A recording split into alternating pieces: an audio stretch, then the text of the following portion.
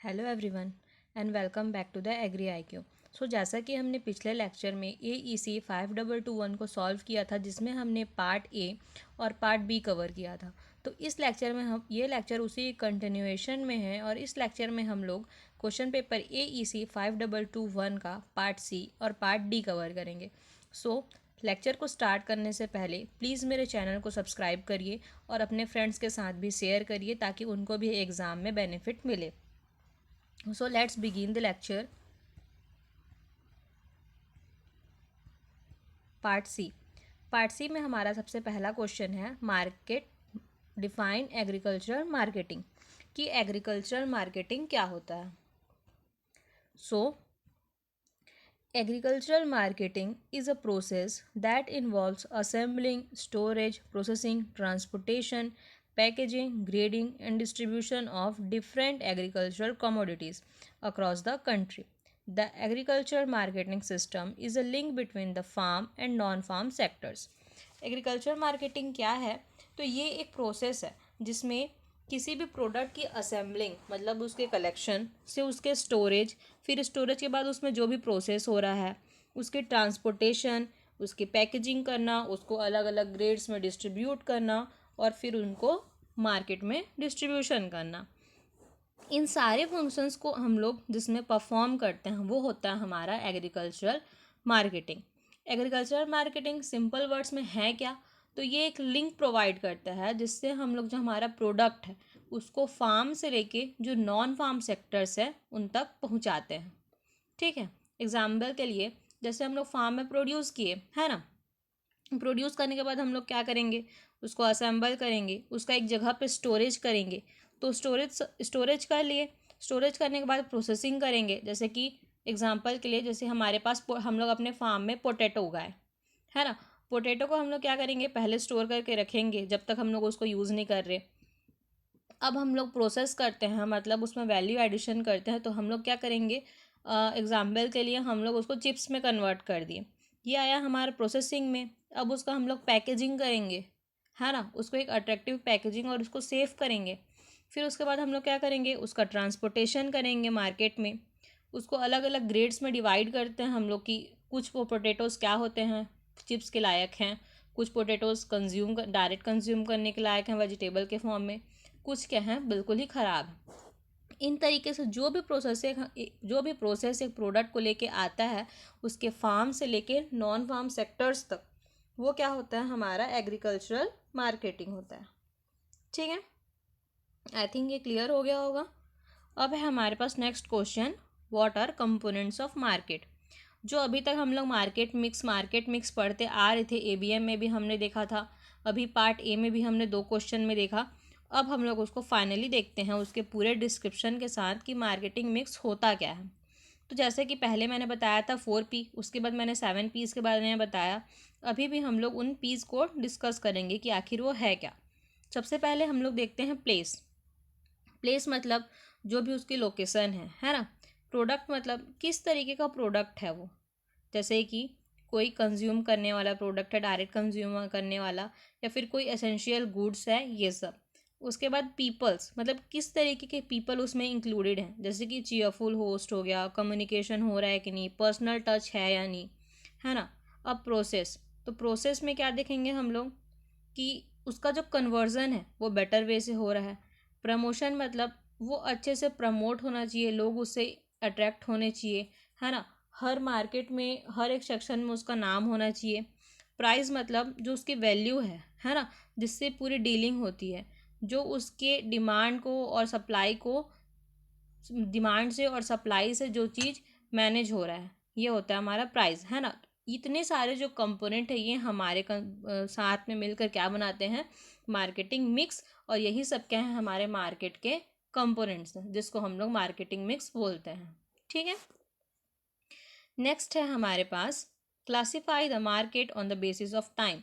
तो जैसे कि हमारे पास ये क्वेश्चन पार्ट ए में भी आया था मल्टीपल चॉइस में, हम लोग उसको यहाँ पे डील करते हैं कि on the basis of time मतलब टाइम के हिसाब से हमारा मार्केट किस किस कैटेगरी में डिवाइडेड है। तो ये 3 क्लास में है मेनली। पहला है हमारा वेरी शॉर्ट पीरियड, फिर शॉर्ट पीरियड, फिर long period.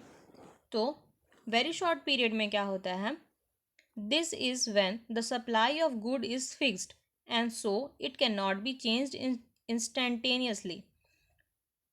For example, the market for flower, vegetable, fruit etcetera. The price of good will depend on the demand. क्या होता है, ये मार्केट बहुत ही ज़्यादा छोटे पीरियड के लिए होता है ना, और इसमें अपने को जितने गुड्स सेल करने हैं वो फिक्स होता है, हमारे पास प्लेंटी में प्रेजेंट नहीं है. तो जो उसका प्राइस है ना, वो तुरंत से एकदम चेंज नहीं होता है. किस हिसाब से होगा, जो डिमांड है उस मार्केट में उसके, जैसे कोई फ्लावर है ना, तो फ्लावर का जो डिमांड है, अगर जैसे कि एग्जांपल के लिए दिवाली वगैरह के टाइम पे जब फ्लावर का जो मार्केट है वो ज़्यादा इन्फ्लेमेशन होता है उसमें, तब उसकी वैल्यू बढ़ जाती है ना. लेकिन बाकी टाइम पे उसकी डिमांड बहुत कम रहती है, उसकी वैल्यू डिक्रीज्ड रहती है. तो ऐसे पीरियड्स जो बहुत ऐसे मार्केट्स जो बहुत ही शॉर्ट पीरियड के लिए होते हैं उसको हम लोग बोलेंगे वेरी शॉर्ट पीरियड मार्केट. फिर अपने पास शॉर्ट पीरियड मार्केट. इसमें क्या होता है, जो हम लोग वेरी शॉर्ट देखे उससे थोड़े लंबे टाइम के लिए होता है ये, लेकिन और इसमें जो सप्लाई है उसको हम लोग थोड़ा कहीं एडजस्ट कर सकते हैं. ठीक. अब हम लोग देखेंगे long period market. Long period market क्या है, यहाँ पे जो सप्लाई है वो उसके प्रोडक्शन के हिसाब से चेंज होते रहता है, और जो मार्केट का टाइम ड्यूरेशन है ये भी लंबे समय के लिए होता है. ठीक है. अब हम लोग देखेंगे नेक्स्ट क्वेश्चन कि what do you mean by speculation and hedging. तो इन दोनों टर्म्स को देखते हैं. Speculation involves trying to make a profit from a securities price change, whereas hedging attempts to reduce the amount of risk or volatility associated with a security price change. तो इसमें क्या होता है, स्पेकुलेशन में जो सिक्योरिटी प्राइस है उसमें से हम लोग क्या करते हैं, प्रॉफिट बनाते हैं अपना. कैसे, एग्जाम्पल के लिए जब हम लोग किसी को लोन देते हैं है ना, तो जब उसका इंटरेस्ट अपने को मिलता है तो हम लोग उस इंटरेस्ट को दोबारा मार्केट में लगा देते हैं, मतलब हम लोग उससे भी बेनिफिट लेते हैं, उससे भी हम लोग प्रॉफिट बनाते हैं अपना. तो ये हुआ स्पेक्यूलेशन. लेकिन जो हेजिंग है, हेजिंग में हम लोग क्या करते हैं, एक बार जब हम लोग उसका इंटरेस्ट मिल जाता है तो हम लोग उसमें रिस्क नहीं लेना चाहते हैं, और कि हम लोग उसको दोबारा मार्केट में नहीं लगाएंगे, हम लोग डायरेक्ट उसी से ही अपना इनकम लेके सेटिस्फाइड हैं. ठीक. तो ये हुआ अपना हेजिंग. हेजिंग में अपन रिस्क नहीं लेते हैं, और स्पेक्यूलेशन में हम लोग क्या करते हैं, जो हमारा सिक्योरिटी प्राइस है उसी से हम लोग और प्रॉफिट लेते हैं. क्लियर है. अगला क्वेश्चन फिफ्थ जो कि है, what are the objective and function of CWC. जो CWC है उसके ऑब्जेक्टिव्स क्या हैं और फंक्शंस क्या हैं. तो ये हमको क्या करता है, एक कोस्ट इफेक्टिव, वैल्यू एडेड और इंटीग्रेटेड वेयर हाउसिंग या फिर लॉजिस्टिक सॉल्यूशंस देता है, या सोशल रिस्पॉन्सिबिलिटीज़ प्रोवाइड कराता है ना. और ये बहुत ही ज़्यादा इन्वायरमेंट फ्रेंडली मेथड है. It aim is to provide reliable, cost-effective, value-added, integrated warehousing and logistic solution in socially responsible and environmental friendly method. तो यही मैंने आपको समझाया है ना. अब हम लोग देखेंगे question number 6. Write down marketing channel for vegetable and serial. Vegetable और सीरियल्स के लिए मार्केटिंग चैनल अपने को लिखना है. तो मार्केटिंग चैनल क्या होता है, जिस प्रोसेस से या जिस जिस पॉइंट के थ्रू हम लोग क्या करते हैं, अपना प्रोडक्ट को कंज्यूमर तक पहुंचाते हैं, जिस फंक्शंस का यूज़ करके या जिन प्रोसेसेस का यूज़ करके, उसको हम लोग बोलते हैं मार्केटिंग चैनल. तो वेजिटेबल और सीरियल्स के लिए हम लोग ये मार्केटिंग चैनल देखेंगे. तो इसमें क्या होता है, जैसे कि हमने क्या पढ़ा, जो मार्केट अलग अलग टाइप्स के होते हैं on the basis of time, very short and long. उसी तरीके से मार्केट और दूसरे बेसिस से अलग अलग कैटेगरीज में डिवाइडेड रहता है. तो हम लोग मार्केटिंग चेन जो है उन्हीं हिसाब से देखेंगे, जो चैनल है उन्हीं क्लासिफिकेशन के हिसाब से हमको 2-3 चैनल देखना है. तो सबसे पहले हम लोग वेजिटेबल का देखते हैं. जब विलेज स्केल में इसका सेलिंग करते हैं हम लोग, तो डायरेक्ट प्रोड्यूसर से कंज्यूमर को दे देते हैं. एग्जाम्पल के लिए विलेज में क्या होता है, अगर मेरे घर पे कुछ उगाई हूँ मैं, है ना, तो क्या करूँगी मैं, डायरेक्ट अपने पड़ोसी या किसी के पास जो उसको कंज्यूम कर रहा है सेल कर दी. तो विलेज स्केल में ये होता है. अब लोकल सेल जो होता है, जो थोड़े से और बड़े लेवल में होता है, नॉर्मल विलेज से बड़े लेवल में, उसमें क्या होता है, पहले जो प्रोड्यूसर है वो रिटेलर को देगा डायरेक्ट. मतलब कैसे, कोई दुकान वगैरह में सेलिंग करते हैं, है ना। तो दुकान में मैं सेल कर दी, अब कंज्यूमर वहाँ से लिया, तो क्या हो गया, प्रोड्यूसर, रिटेलर, कंज्यूमर। फिर क्या हुआ, जो उससे थोड़े बड़े बड़े लेवल में जब हम लोग जाएंगे तो जो प्रोड्यूसर है वो किसको देगा, ट्रेडर को देगा। अब ट्रेडर किसको देगा, एजेंट को देगा, और वो एजेंट भी उससे कमीशन लेगा, है ना। और वो एजेंट जाके किसको देगा, रिटेलर को देगा, और फिर रिटेलर से कंज्यूमर के पास वो पहुंचेगा। चौथा चैनल हम लोग देखते हैं, जो प्रोड्यूसर है वो ट्रेडर को ना दे के डायरेक्ट कमीशन एजेंट को दे देगा, है ना। ये थोड़ा चालू टाइप का प्रोड्यूसर है। ये क्या करेगा, ट्रेडर के पास नहीं जाके डायरेक्ट एजेंट से अपना कांटेक्ट बनाएगा और एजेंट को दे देगा। ठीक, तो इससे प्रोड्यूसर को क्या बेनिफिट हुआ, उसको थोड़ा सा ज़्यादा वैल्यू मिलेगा। जो ट्रेडर बीच में आ रहा था वो ट्रेडर ना लेके डायरेक्ट प्रोड्यूसर को भी ट्रेडर वाला परसेंट मिलेगा। फिर वो एजेंट क्या करेगा, रिटेलर को देगा, अब रिटेलर कंज्यूमर को देगा, है ना। लास्ट चैनल हम लोग वेजिटेबल के लिए देखते हैं। जो प्रोड्यूसर है वो प्राइमरी होलसेलर के पास देता है। प्राइमरी होलसेलर क्या करेगा, अपने से और बड़े लेवल सेकेंडरी होलसेलर में देगा।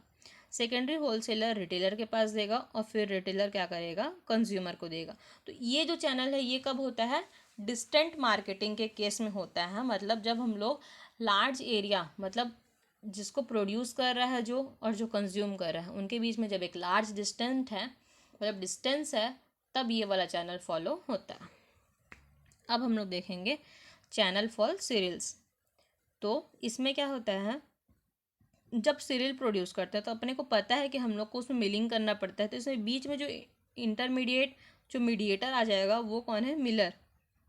तो विलेज स्केल में क्या होता है, जो प्रोड्यूसर है वो मिलर को देगा, है ना। अब मिलर उसको क्या करेगा, कंज्यूमर को देगा। लोकल स्केल में क्या होगा, प्रोड्यूसर मिलर को देगा, मिलर रिटेलर को देगा, और रिटेलर कंज्यूमर को देगा। फिर उससे बड़े लेवल में जब हम लोग आते हैं तो प्रोड्यूसर होलसेलर को देगा, होलसेलर मिलर के पास देगा, मिलर रिटेलर को देगा, और रिटेलर कंज्यूमर को देगा। फिर हम लोग देखते हैं कि बीच में प्रोड्यूसर जब मिलर को देता है तो उसके बीच में एक और होलसेलर आ जाता है ना। क्योंकि यहाँ पे प्रोड्यूसर क्या किया, डायरेक्ट मिलर को दे दिया। अब वो होलसेलर क्या करेगा, रिटेलर को दे के कंज्यूमर को देगा। अब जो प्रोड्यूसर है, मतलब अगर कोई छोटा प्रोड्यूसर है और उससे बड़ा जो प्रोड्यूसर है वो गांव में ही प्रेजेंट है, उसके विलेज में ही प्रेजेंट है, तो वो क्या करेगा, अपने विलेज के मर्चेंट को उसको देगा। अब वो विलेज का मर्चेंट क्या करेगा, मिलर के पास जाएगा, मिलर रिटेलर को देगा और कंज्यूमर को देगा। फिर हम लोग देखते हैं लास्ट वाला ऑप्शन, मतलब लास्ट वाला चैनल, प्रोड्यूसर क्या करेगा, डायरेक्ट गवर्नमेंट प्रोक्योरमेंट को सेल करेगा। जैसे कि जब हम लोग राइस वगैरह का प्रोडक्शन करते हैं तो हम लोग क्या करते हैं, जो मंडी होता है ना, जिसको नॉर्मल वर्ड में मंडा भी बोला जाता है। तो अभी जब हम लोग पार्टे में पढ़े थे, क्या पढ़े थे, अपना मंडी, जिसको फार्मर्स मार्केट बोलते हैं। तो जब हम लोग प्रोड्यूसर क्या करता है, गवर्नमेंट प्रोक्योरमेंट को देता है, फिर जो गवर्नमेंट प्रोक्योरमेंट है वही मिलर को देगा, और मिलर फिर रिटेलर और कंज्यूमर को देगा, है ना। तो जो सीरियल्स का हम लोग चैनल देखे, इसमें हम लोग क्या देखे कि जो लास्ट वाला हम लोग का फंक्शन है, लास्ट वाला हमेशा रिटेलर के पास जाएगा, फिर कंज्यूमर को जाएगा। रिटेलर से पहले रिटेलर को कौन दे रहा है, हर चैनल में मिलर दे रहा है। ठीक, तो आपको माइनर चेंजेस करने हैं इन सारे चैनल में। मिनिमम आपको 2 चैनल एक चीज़ के लिए लिखना ही है, और मैक्स टू मैक्स 4 to 5 आपको एक ऑब्जेक्टिव के लिए लिखना है। मतलब कि जैसे कि वेजिटेबल के लिए आपने 2 लिख लिया या 3-4 लिख लिया, और सीरियल के लिए पर आपको कॉमन नहीं लिखना है, दोनों के लिए अलग अलग लिखना है, क्योंकि सीरियल में अपना आएगा मिलर, बट वेजिटेबल में मिलर नहीं आ रहा है। ठीक है, इस चीज़ को ध्यान में रखना है। नेक्स्ट क्वेश्चन हम लोग देखते हैं, question number 7, that is write down factor affecting cost of marketing. मतलब जो मार्केटिंग का कॉस्ट है उसको कौन कौन से फैक्टर अफेक्ट कर रहे हैं। तो जो प्रोडक्ट का कॉस्ट है वो अफेक्ट करेगा, जो डिमांड है वो अफेक्ट करेगा, पहले भी तो हम लोग देख चुके हैं डिमांड कैसे अफेक्ट करता है। जो कंपटीशन है मार्केट में वो अफेक्ट करेगा, जो रेगुलेशंस हैं, मतलब कि जो रूल्स हैं वो अफेक्ट करेंगे, प्राइस किस हिसाब से बन रहा है ये अफेक्ट करेगा, और कौन सा मार्केटिंग मेथड, जैसे कि मार्केटिंग चैनल हम लोग देखें तो कौन से मेथड को हम लोग यूज़ करने हैं वो इसको अफेक्ट करेगा। ठीक है, नेक्स्ट है अपने पास question number 8, that is what are the risk in agricultural marketing. Agricultural marketing में क्या क्या रिस्क होते हैं। तो मेजरली इसमें 5 तरीके के रिस्क होते हैं। एक प्रोडक्शन रिस्क, प्राइस या फिर मार्केट रिस्क, फिर फाइनेंशियल रिस्क, इंस्टीट्यूशनल रिस्क या फिर ह्यूमन रिस्क, है ना। तो सबसे पहले है अपने पास पर्सनल रिस्क को हम लोग डील करते हैं। पर्सनल रिस्क क्या होता है, सॉरी, जो ह्यूमन या फिर पर्सनल रिस्क है ये चीज़ सेम है ना। हम लोग सबसे पहले देखेंगे प्रोडक्शन रिस्क। प्रोडक्शन रिस्क क्या होता है इसमें नेचुरल अनसर्टन ग्रोथ हो जाता है ना। मतलब कि जैसे कि हमारा अगर कोई वेदर, डिसीज़, पेस्ट या फिर दूसरे फैक्टर्स हैं, ये उसकी क्वालिटी मतलब हमारे प्रोडक्ट की क्वालिटी या फिर क्वांटिटी को डायरेक्टली अफेक्ट कर दे रहे हैं। तो ये क्या हुआ, अनसर्टन ग्रोथ हो गया, है ना, जो कि हमारे प्रोडक्ट को ख़राब कर रहा है। तो ये होता है personal risk.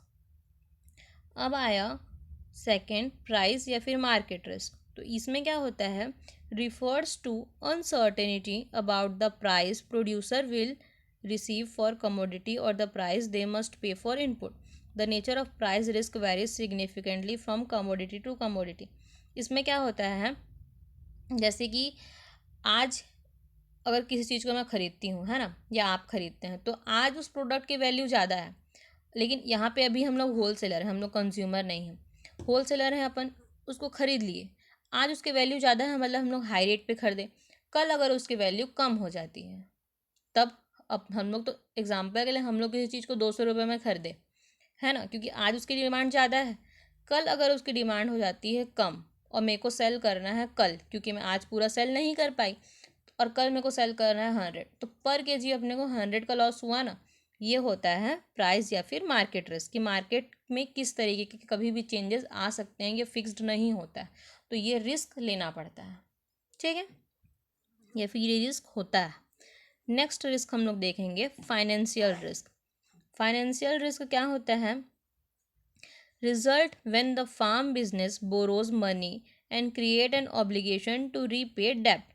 Rising interest rate, the prospect of loans being called by lender and restrict credit availability are also aspect of financial risk. इसमें क्या होता है, जब हम लोग क्या करते हैं, मनी किसी से बोरो करते हैं या फिर लोन लेते हैं, समझ सकते हैं। तो क्या होता है, हम लोग कभी कभी क्या होता है अपने को इनकम हुआ नहीं सही से, और वो डेप्ट अपन पे नहीं कर पा रहे हैं, या वो डेप्ट पे कर दिए हैं पर क्या हो रहा है, अपने पास वैलिड प्रूफ नहीं है कि वी हैव पेड इट, या फिर we are not able to pay it due to some circumstances. So that condition creates financial risk, है ना। क्योंकि यहाँ पे जो लेंडर है वो क्या करेगा, अगली बार अपने को क्रेडिट नहीं देगा, है ना। फिर है अपने पास इंस्टीट्यूशनल रिस्क। इंस्टीट्यूशनल रिस्क क्या होता है, result from uncertainties surrounding government action, tax law, regulation for chemical use, rules for animal waste disposal and level of price और income support. Payment are example of government decision that can have a major impact on a farm business. इसमें क्या होता है, institutional risk मतलब government जो भी laws बनाई हैं, जैसे कि जो भी केमिकल रूल्स के लिए, केमिकल के यूज़ के लिए जो रूल्स हैं, एनिमल को डिस्पोजल के लिए जो रूल्स हैं, है ना, जो प्राइस या फिर जो इनकम सपोर्ट के लिए रूल्स हैं, तो अपन जब इसमें कहीं ना कहीं गलती से इलीगल हो जाते हैं, है ना, एग्जाम्पल के लिए हमको पता नहीं है कि this is banned and we are selling it, so that condition creates institutional risk.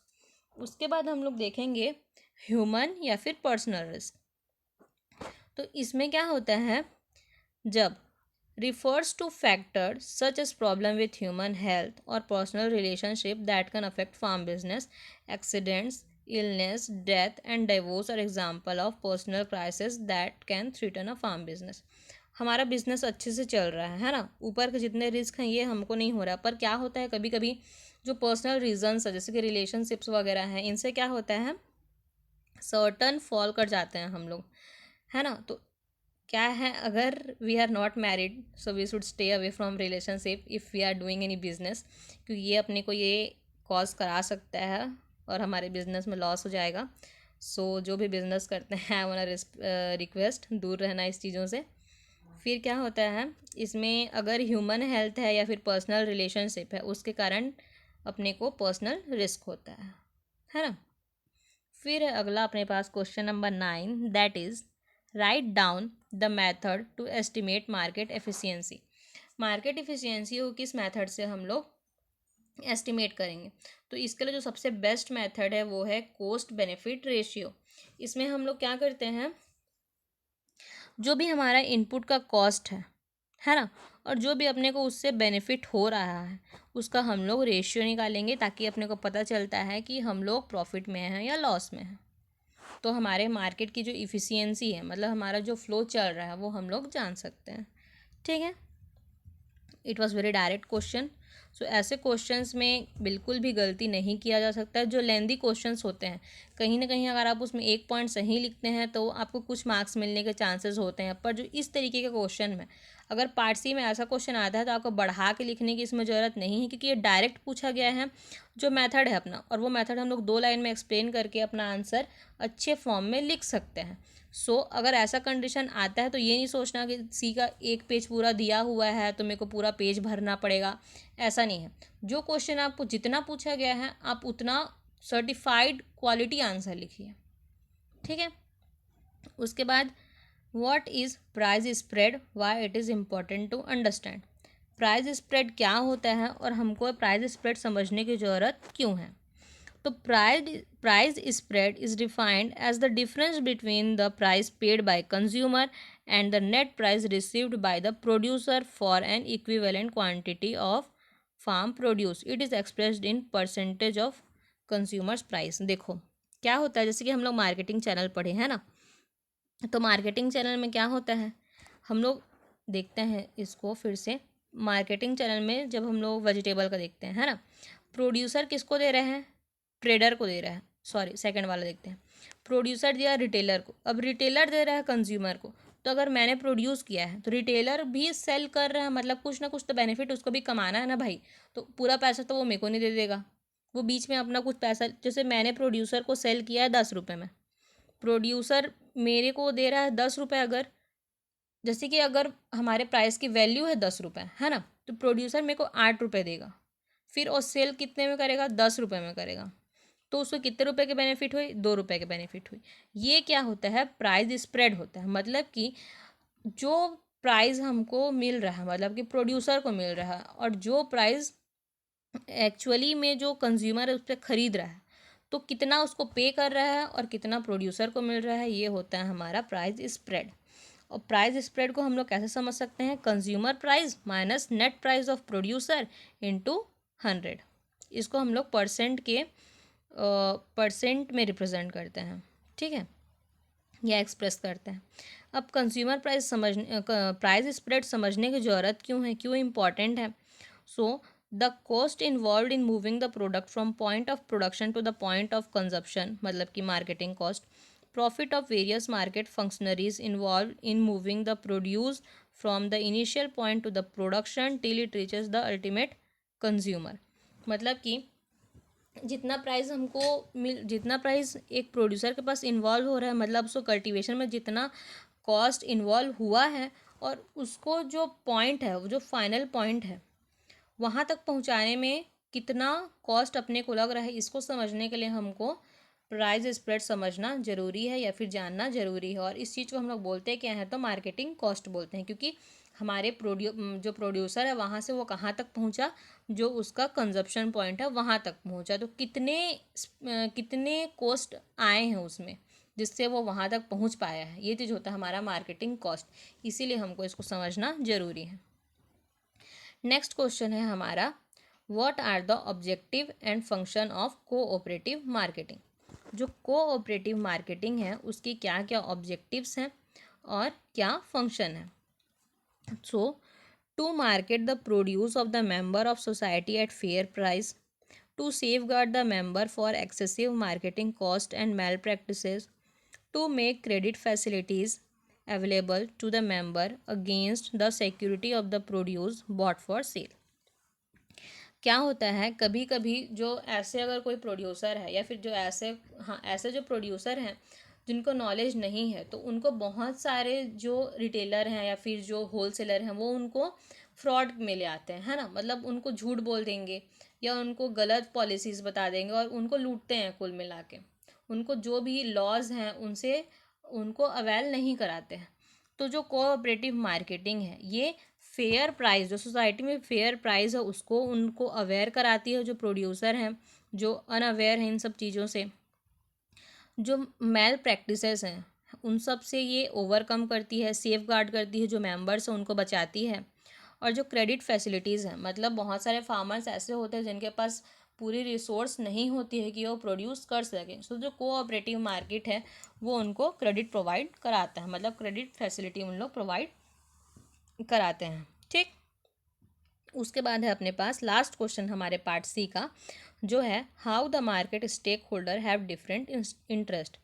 जो मार्केट स्टेक होल्डर होते हैं, मतलब कि मीडिएटर जो होते हैं, मीडिएटर हम लोग बोल सकते हैं या फिर होलसेलर बोल सकते हैं, उनके क्या अलग अलग इंटरेस्ट होते हैं। तो सबसे पहले company stakeholder are often interested in the outcome of a company because they are invested in it in some way. However stakeholder may have varying interest, making it difficult for a business to satisfy each one. It is possible to have many different stakeholder all with different interest in the business. देखो, stake holder बहुत सारे होते हैं। अब जैसे सबका objective, सबका गोल, सबका बिजनेस को देखने का तरीका अलग होता है, वैसे ही उनका अलग अलग इंटरेस्ट भी रहता है। लेकिन जो एक कंपनी का स्टेक होल्डर होता है उसको मेनली किस चीज़ से मतलब है, आउटकम से मतलब है, क्योंकि वो उसमें इन्वेस्ट कर रहा है तो उसको आउटकम तो चाहिए ही, उसको बेनिफिट चाहिए, है ना। सोशल चीज़ करने के लिए तो इन्वेस्ट करेगा नहीं वो। उसके बाद जो below below are six common thing stakeholder may have an interest in. Common interest जो हम लोग स्टेक होल्डर में देखते हैं वो है cost, profit, social impact, employee happiness, health and safety और जॉब की सिक्योरिटी। जो एक स्टेक होल्डर है वो क्या देखेगा, सबसे पहले कॉस्ट को देखेगा कि कितना मनी उसमें स्पेंड हो रहा है उसके बिजनेस में। दूसरा वो देखेगा कितना प्रॉफिट उसको हो रहा है, जो सबसे उसका मेन चीज़ है, क्योंकि प्रॉफिट के लिए ही हर चीज़ है। सोशल इम्पैक्ट देखेगा कि उसके जो बिजनेस का सोशल में क्या, मतलब सोसाइटी में क्या इम्पैक्ट पड़ रहा है, उसके एम्प्लॉयज़ को क्या अफेक्ट हो रहा है उससे। हेल्थ और सेफ्टी देखेगा अपना, सबसे पहले कि उस बिज़नेस में उसको कोई नुकसान तो नहीं है, उसके हेल्थ को वो सेफ़ है कि नहीं, लीगल रूप से वो जा रहा है, कोई भी इलीगल प्रैक्टिस उसके बिज़नेस में ना हो। और जॉब की सिक्योरिटी देखेगा। ठीक है, ये होता है हमारा पार्ट सी ख़त्म। अब हम लोग देखेंगे पार्ट डी। पार्ट डी में हमारा पहला क्वेश्चन है, what do you mean by marketed and marketable surplus. Right down the factor affecting marketable surplus. इसमें दो क्वेश्चन है। सबसे पहले हम लोग को बताना है कि मार्केटेबल और मार्केटेड सरप्लस होता क्या है, हम लोग उससे क्या समझते हैं।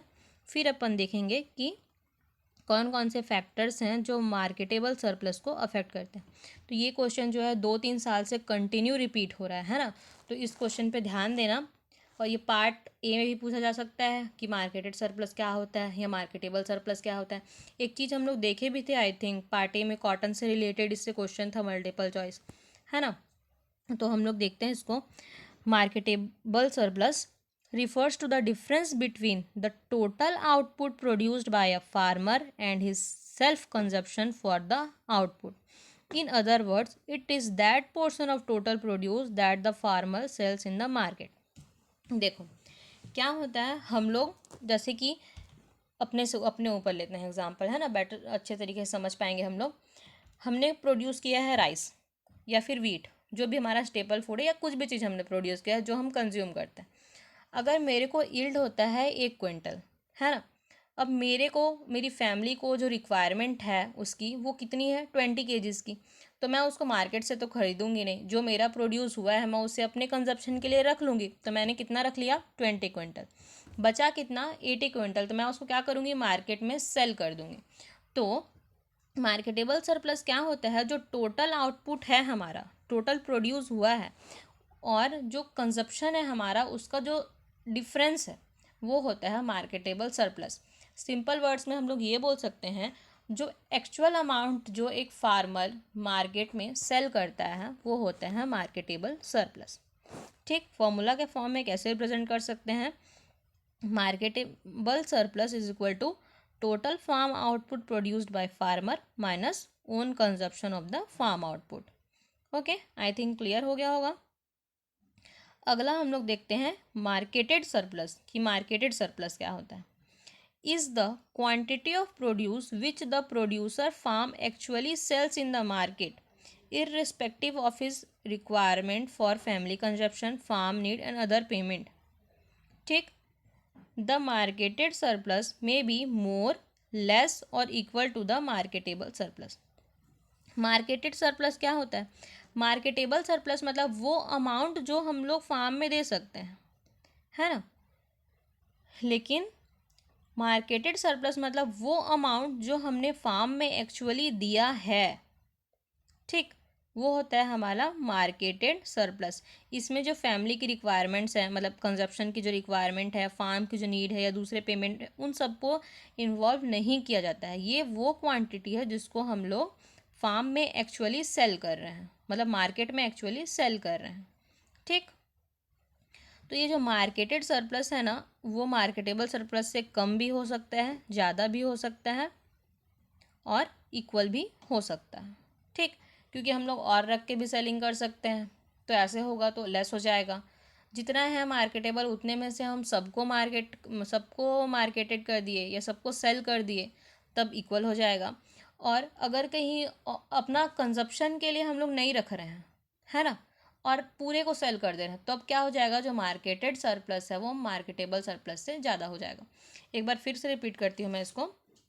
अगर ज़्यादा है तो क्या हुआ, हम लोगों ने कंजप्शन के लिए नहीं रखा, तब वो क्या हुआ, ज़्यादा हो गया मार्केटेबल सरप्लस से। लेस ओन कंजप्शन के लिए मतलब जब नहीं रखा गया। लेस कब होगा, जब हम लोग जितना कंजप्शन के लिए नीड है, जैसे कि 20 क्विंटल अगर नीड है, पर अपन रख क्यों ले रहे हैं, रख कितना ले रहे हैं, 30 क्विंटल रख ले रहे हैं, तो कम हो जाएगा, है ना। और इक्वल कब हो जाएगा, जब अपने को 20 की नीड है तो हम 20 क्विंटल ही रख रहे हैं, तब वो क्या होगा, मार्केटेड के इक्वल होगा, ठीक है। अब हम लोग देखते हैं जो इसी का सेकंड पार्ट है क्वेश्चन का, कि right down the factor affecting marketable surplus, कि कौन कौन से फैक्टर हैं जो मार्केटेबल सरप्लस को अफेक्ट करते हैं। तो पहला है साइज ऑफ लैंड होल्डिंग, उसके बाद price of commodity, requirement of seed and feed, consumption habit, production, size of family, nature of commodity. इन सब पॉइंट को लिखने के बाद आपको इसको थोड़ा थोड़ा सा एक्सप्लेन करना होगा। जैसे कि साइज ऑफ लैंड होल्डिंग कैसे इसको अफेक्ट करेगा। हमारे पास जैसे कि वही एग्जांपल लेते हैं, मेरे को 20 क्विंटल की नीड है। अगर मेरा फार्म का लैंड होल्डिंग कम है, मेरे फार्म में मैं 30 क्विंटल ही प्रोड्यूस कर पा रही हूँ, तो मैं कितना मार्केटेबल हो पाएगा मेरा, मात्र 10 क्विंटल। तो ये अफेक्ट किया ना।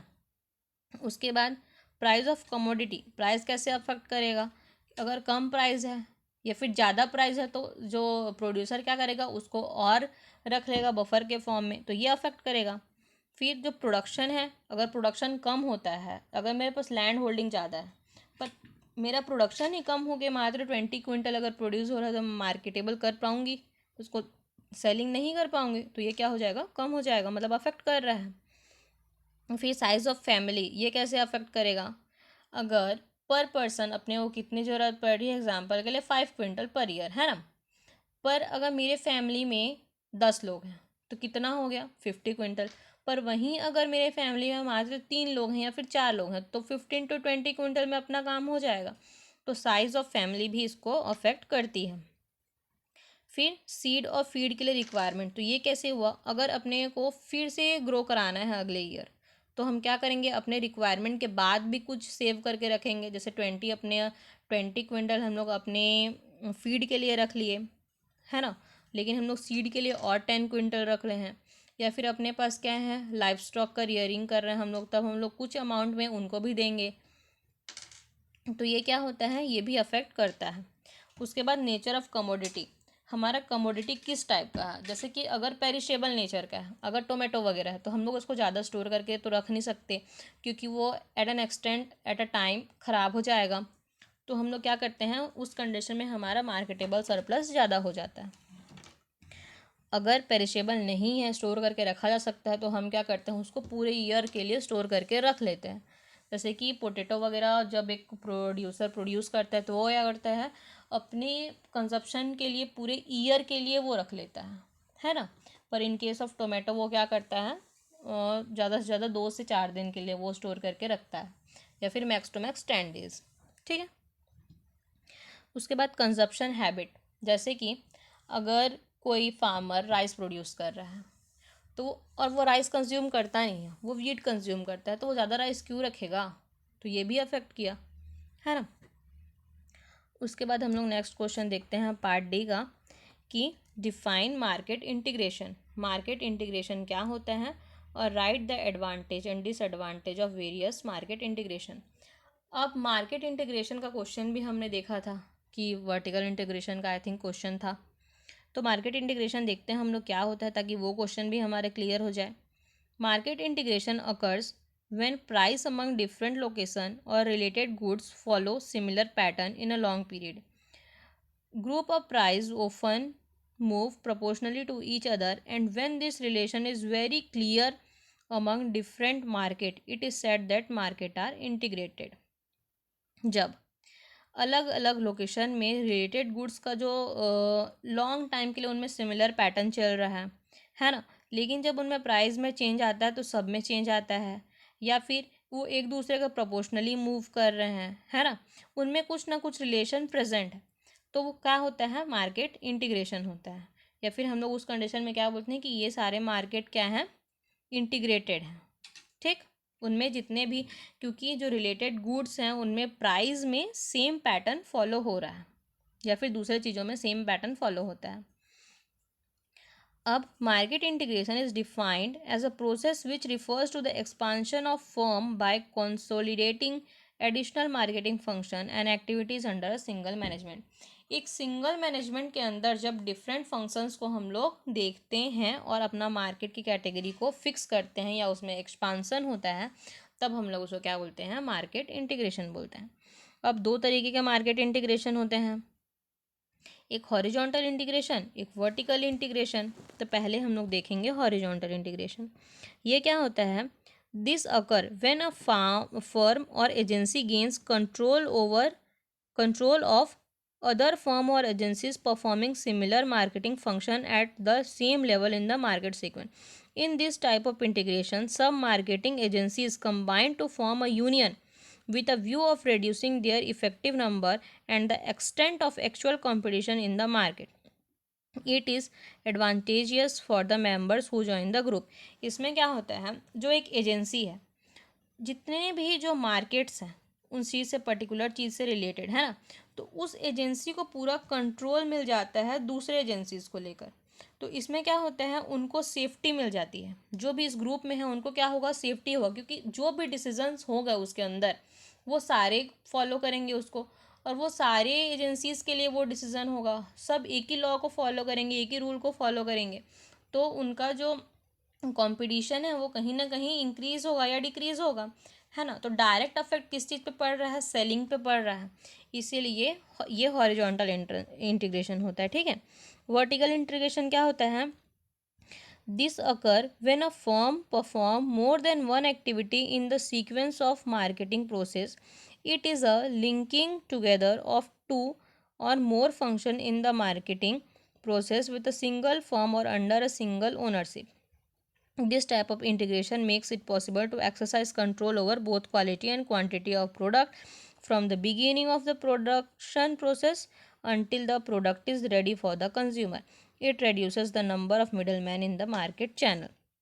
ये क्या होता है, जब जो एक फर्म है तो उस प्रोसेस में, मतलब मार्केटिंग प्रोसेस में जितने भी जो फंक्शंस हो रहे हैं उन सब को एक ही एजेंसी कंट्रोल कर रहा है या एक ही फर्म कंट्रोल कर रहा है। तो ऐसे कंडीशन में क्या होगा, वो उसके क्वालिटी पे भी और क्वांटिटी पे भी, जो हर एक प्रोसेस उसमें हो रहा है, हर एक स्टेप हो रहा है, उन सब पे वो कंट्रोल रख पाएगा वो फर्म।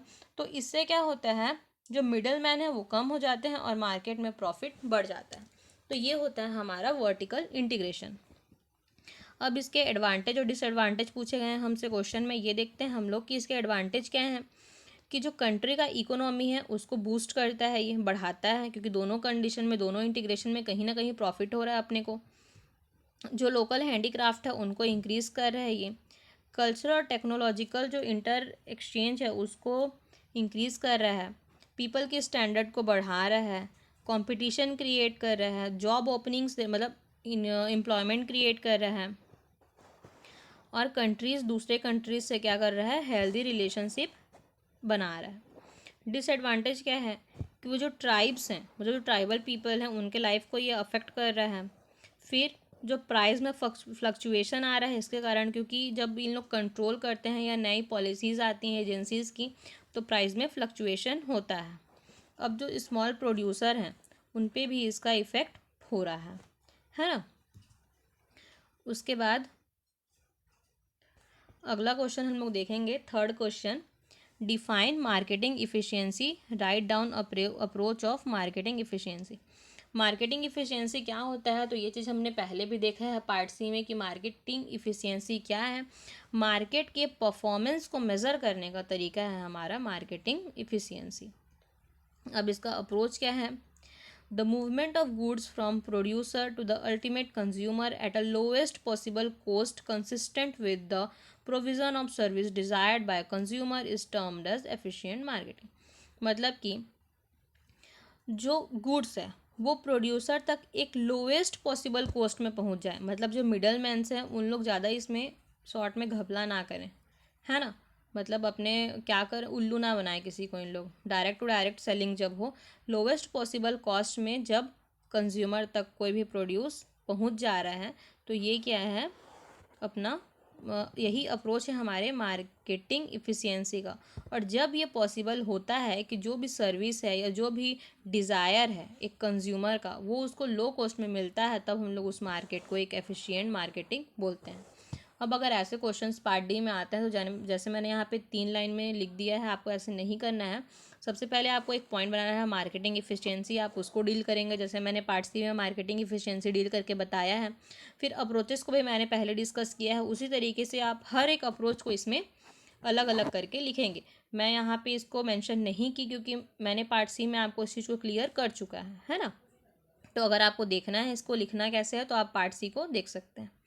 फिर उसके बाद है अपने पास classify marketing functions also explain physical function. Marketing function क्या है और फिजिकल फंक्शन को अपने को बताना है। तो मार्केटिंग फंक्शन सबसे पहले 3 तरीके के होते हैं, function of exchange, function of physical supply और फैसिलिटेटिंग फंक्शन। तो जो फंक्शन ऑफ अब हम लोग को क्या करना है, ये 3 फंक्शन हम लोग देख लिए। अब हम लोग को करना क्या है कि जो फिजिकल फंक्शन है उसको एक्सप्लेन करने बोला गया है। तो फिजिकल फंक्शन में सबसे पहला अपने पास क्या है, बाइंग एंड असेंबलिंग सेलिंग। तो बाइंग एंड असेंबलिंग में क्या करते हैं, हम लोग किसी प्रोडक्ट को सबसे पहले बाई कर रहे हैं, फिर हम लोग उसका असेंबलेशन कर रहे हैं, है ना। ये हुआ हमारा पहला। उसके बाद हम लोग क्या करेंगे, उसका सेलिंग कर देंगे हम लोग जब अपने को करेक्ट टाइम या पिक टाइम लगता है। तो ये हुआ हमारा पहला फिजिकल फंक्शन का पहला फंक्शन, बाइंग एंड सेलिंग। दूसरे में हम लोग क्या करेंगे, उसका ट्रांसपोर्टेशन करा रहे हैं या हम लोग उसका स्टोरेज करा रहे हैं। थर्ड में क्या होता है, फिजिकल सप्लाई के बारे में ही स्टडी कर रहे हैं हम लोग अभी। थर्ड में क्या होगा कि जितने भी जो फाइनेंशियल चीज़ें हैं उसका मैनेजमेंट करेंगे हम लोग, रिस्क टेकिंग करेंगे, मतलब रिस्क लेंगे किसी भी फंक्शन को परफॉर्म करने के लिए, या फिर जो भी मार्केट की इन्फॉर्मेशन है, या फिर जो भी स्टैंडर्डाइजेशन है। स्टैंडर्डाइजेशन क्या होता है, ये चीज़ हमने पार्ट बी में देखा था कि जो भी मार्केट के स्टैंडर्ड्स हैं उनको फिक्स करने का तरीका या डिटरमाइन करने के तरीके को हम लोग क्या बोलते हैं, मार्केट स्टैंडर्डाइजेशन। ओके, इन सब के बारे में ऐसे आपको फ्लो चार्ट बनाना है, इससे आपका आंसर क्या होगा, इफेक्टिव होगा। फिर आपको क्या बोला गया है, फिजिकल फंक्शन को एक्सप्लेन करने बोला गया है, तो आप पॉइंट बना लीजिए अलग से फिजिकल फंक्शन, और उसके बाद इन फंक्शंस का करके थोड़ा थोड़ा सा 2-2 4-4 लाइन डेफिनेशन टाइप का आपको लिखना है ना। उसके बाद हम लोग देखते हैं next question, that is question number 5th। Who are the market intermediaries, what are the role of wholesaler and retailer. Market के इंटरमीडियरीज कौन है, मतलब कि मीडिएटर का काम कौन कर रहे हैं। तो 4 तरीके के इंटरमीडियरीज होते हैं, है ना। जैसे कि ब्रोकर हो गया, एजेंट हो गया, होलसेलर हो गया, डिस्ट्रीब्यूटर हो गया या फिर रिटेलर हो गया। अब ये एक एक करके होते क्या हैं, जैसे कि इनका रोल पूछा गया है आपको, होलसेलर का और रिटेलर का। तो हम लोग एक एक करके ये चीज़ दोनों होते क्या हैं ये देखते हैं। सबसे पहले तो आपको पता है कि एजेंट क्या होता है, जिस जिस पर्टिकुलर इंसान से हम लोग कांटेक्ट करते हैं कि अपने आप को इस चीज़ का सेलिंग करना है, तो वो उस चीज़ के लिए जो इंटरेस्टेड पीपल है उनको फाइंड आउट करता है और हमारे प्रोडक्ट की वैल्यू को बढ़ाता है, ये होता है एजेंट। ब्रोकर मतलब जो क्या कर रहे हैं, हम उसको एक प्रोडक्ट का फिक्स्ड अमाउंट बता रहे हैं, है ना, और वो उस अमाउंट से क्या कर रहा है, किसी और से ब्रोकिंग कर रहा है, मतलब पर्टिकुलर उसको सेलिंग कर रहा है कॉन्ट्रेक्चुअल बेस पे, वो क्या हो गया ब्रोकर। होलसेलर और रिटेलर का आपको पूछा ही गया है, तो वो हम लोग देखते हैं डिटेल से। होलसेलर क्या होता है, purchase very large quantity of goods directly from the producer और other from other wholesaler. Wholesaler क्या करेगा, लार्ज क्वांटिटी में किसी भी गुड को खरीदता है, किससे खरीदेगा, या तो डायरेक्ट प्रोड्यूसर से खरीद रहा है या किसी और होलसेलर से खरीद रहा है, तो ये कौन हुआ, हमारा होलसेलर हुआ। होलसेलर क्या करता है, ट्रांसपोर्टेशन, उसका ग्रेडिंग कराएगा, पैकेजिंग कराएगा, रिस्क लेता है ये, है ना। रिस्क कैसे, जैसे कि मैंने प्राइस वाला एग्जांपल बताया, आज बहुत सारा डिमांड को देख के क्या कर रहे हैं हम लोग, हैवी प्राइस पे या हाई प्राइस पे हम लोग खरीद ले रहे हैं, पर कल के दिन उसका डिमांड कम हो जाएगा तो अपने को लॉस होगा। तो ये होलसेलर क्या करता है, रिस्क लेता है। मार्केटिंग करता है, मार्केटिंग क्या होता है, हमने पहले भी देखा, नॉन फार्म टू फार्म, मतलब फार्म टू नॉन फार्म के बीच में लिंक प्रोवाइड करता है ये, और डिस्ट्रीब्यूशन कराता है, मतलब अपने कंज्यूमर्स तक इसको, हमारे प्रोड्यूस को अवेलेबल कराता है, ठीक। सेकंड है रिटेलर। रिटेलर क्या है, तो रिटेलर भी क्या है, मार्केटिंग मिक्स, मतलब मार्केटिंग फंक्शंस जितने भी हैं उसका एक इम्पॉर्टेंट पार्ट है। ये वो फाइनल स्टेज है जहाँ पे हमारा प्रोडक्ट फाइनली कंज्यूमर को पहुँच रहा है ना। तो रिटेलर क्या कराता है, रिटेलर एक पॉइंट ऑफ सेल है, यहाँ से डायरेक्ट हमारा प्रोडक्ट किसके पास जाता है, जो कंज्यूमर है उसके पास जाता है, ठीक। नेक्स्ट क्वेश्चन हम लोग देखेंगे कि WTO क्या होता है। WTO क्या है, और right down the objective and function of WTO, ठीक। उसके ऑब्जेक्टिव और फंक्शन लिखने हैं अपने को। तो WTO है क्या, सबसे पहले तो इसका फुल फॉर्म क्या है, वर्ल्ड ट्रेड ऑर्गेनाइजेशन। तो जो गैट है, मतलब general agreement on trade and tariff, was established as a global trade organization in 1948 with 23 countries. GATT was set up to regulate a multilateral trade agreement by granting all nations equal access to the worldwide market for trade purpose. The WTO was established in 1995 to replace the GATT. तो जो gate है, मतलब general agreement on trade and tariffs, ये बना था हमारा 1948 में, और तब इसके मेंबर थे 23 कंट्रीज इसके मेंबर थे। तो गैट क्या करता था, ये एक मल्टीलेटरल एग्रीमेंट था, है ना। इससे क्या होता था कि जितने भी जो भी नेशंस रजिस्टर्स थे उनको क्या करता था, वर्ल्ड वाइड ये एक्सेस प्रोवाइड करता था कि ये ट्रेड कर सकते हैं। पर गैट में कुछ नॉन फंक्शनिंग हुआ, है ना, अच्छे से फंक्शनिंग नहीं हो पा रहा था, तो जिसके कारण गैट चेंज हुआ हमारा WTO में। वो एक एग्रीमेंट था, लेकिन ये एक ऑर्गेनाइजेशन बना 1995 में। ये क्या किया, गैट को रिप्लेस किया, और जितने भी हमारे जो ट्रेड है उनको ये प्रमोट करता है, जो भी टैरिफ है वो प्रोवाइड करता है, बैरियर्स को हटाता है, और एक अपॉर्चुनिटी प्रोवाइड करता है कि हम लोग नेशनल लेवल पे ट्रेड कर सकते हैं या वर्ल्ड वाइड ट्रेड कर सकते हैं, जिससे हमारे प्रोडक्ट की वैल्यू भी बढ़ती है और अपने को सेल करने के लिए एक बड़ा प्लेटफॉर्म मिल जाता है। अब इसके फंक्शंस क्या हैं या ऑब्जेक्टिव क्या हैं, तो जितने भी जो ट्रेड पॉलिसी हैं उनका इम्प्लीमेंटेशन कराना, ठीक। जितने भी जो मेंबर नेशन हैं उनसे डिस्कशन हो गई, कोई भी प्लान बनता है, मतलब हर एक कंट्री का इंडिविजुअल रोल है इसमें। उसके बाद जो मल्टीलेटरल एग्रीमेंट है वो एडमिनिस्टर होता है इससे, या फिर जो भी फंक्शनिंग होते हैं उसी हिसाब से कैरी होता है। फिर जो फोर्थ है, इसके कारण कुछ लॉज, जैसे जब कोई लॉ रहता है, लीगल इन लीगल वाला टर्म्स आता है, तब कोई भी चीज़ इलीगल जनरली टेक प्लेस नहीं करता है, या फिर कोई भी चीज़ इलीगल होता है तो उसके लिए एक प्रॉपर एक्शन होता है। तो WTO के कारण जितने भी ट्रेड में डिस्प्यूट्स होते थे, मतलब जो भी डिबेट होते थे वो सॉल्व होते हैं, और सेटलमेंट सबका अच्छे से हो जाता है, और हमारा जो वर्ल्ड लेवल पे ट्रेड है वो फ्लूइडिटी से चलता है, ठीक है। लास्ट क्वेश्चन, सॉरी, अभी हम लोग को इसका देखना है ऑब्जेक्टिव। WTO का ऑब्जेक्टिव क्या है, तो ये है जो इंटरनेशनल ट्रेड में रेगुलेशंस हैं उनको क्रिएट करता है ना। जो भी ट्रांसपेरेंट डिसीजन है, मतलब इसमें जो भी डिसीजन लिया जाता है ये जितने मेंबर हैं उनके सामने लिया जाता है, मतलब फेयर होता है ये, ठीक है। उसके बाद जो नेशनल इकोनॉमिकल इंस्टीट्यूशंस हैं, इंटरनेशनल लेवल पे इसमें कोलैबोरेशन होता है, ठीक। जैसे कि एक कंट्री से दूसरे कंट्री में डील हो रहा है कि यहाँ एग्जांपल के लिए यहाँ से कोई कमोडिटी जाएगा, वहाँ से कोई कमोडिटी जाएगा, तो इस तरीके का कोलैबोरेशन होता है। वर्ल्ड लीडिंग फोरम को ये सर्व करता है, मतलब पूरे वर्ल्ड लेवल पे हम लोग अपने प्रोडक्ट का स्टैंड क्रिएट कर सकते हैं, और जो ट्रेड डिस्प्यूट है वो इससे सेटल होता है।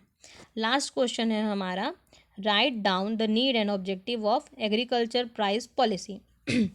जो एग्रीकल्चर प्राइस पॉलिसी है उसका नीड लिखना है और ऑब्जेक्टिव लिखना है। तो ये क्या है? The primary objective of agriculture price policy in India is to maintain a reasonable link between the price of agricultural grain and non-food grain, as well as between agricultural commodity, so that the trade terms between these two area of the economy do not deteriorate dramatically. ये क्या होता है, जितने भी reasonable link हैं, जो हमारे agricultural grain का प्राइस है और जो नॉन फूड ग्रेन का प्राइस है, ठीक, उनके बीच में एक लिंक क्रिएट करता है, ताकि इनमें से किसी भी प्रोडक्ट का डिटोरिएशन ना हो और किसी भी प्रोडक्ट का इकोनॉमिक क्वालिटी में ड्रामेटिकली चेंज ना आए, मतलब डायरेक्ट ना तो इंक्रीज़ हो जाए ना डिक्रीज़ हो जाए। तो ये चीज़ कंट्रोल करता है हमारा एग्रीकल्चर प्राइस पॉलिसी, यही इसकी नीड है।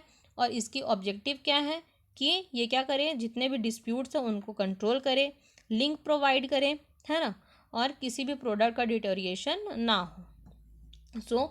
इन पॉइंट्स को आपको मैनिपुलेट करके इसमें लिखना है। और जब इस तरह ये क्वेश्चन आते हैं तो मैंने पहले भी जैसे कहा है, आप इसको पॉइंट पे लिखने की कोशिश करिए। और वन थिंग कि जो मैंने पार्ट डी में, जैसे क्वेश्चन नंबर 7 हो गया और आई थिंक क्वेश्चन नंबर 3, तो इस तरीके से आपको नहीं लिखना है शॉर्ट में, इसको आपको डील करके लिखना है ना, क्योंकि आपको पार्ट डी में 4 नंबर के क्वेश्चन पूछे जाते हैं, तो उस हिसाब से आपको इसका कंटेंट मैनेज करना है। So thank you for watching this. और अभी तक अगर आपने मेरे चैनल को सब्सक्राइब नहीं किया है, सो आई प्लीज़ टू यू कि प्लीज़ मेरे चैनल को सब्सक्राइब करो और अपने फ्रेंड्स के साथ भी शेयर करो, ताकि उन लोग भी एग्ज़ाम के लिए अच्छे से इससे स्टडी कर पाएँ। और आई थिंक कहीं ना कहीं आपको इससे बेनिफिट हो रहा होगा। And if you want to give me any suggestion, please comment it down, I will try to improve it. And best of luck for your exam, write it well. Thank you so much, and please subscribe to my channel.